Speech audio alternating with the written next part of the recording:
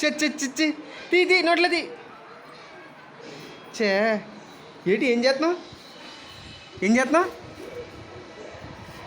చిచ్చే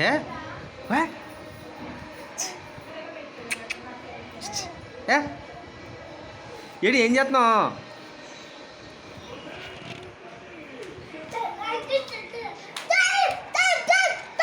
వద్దురా కాల్చి ఎవరిని గుద్దేస్తాను కాల్చేసి కాల్చి చూద్దాం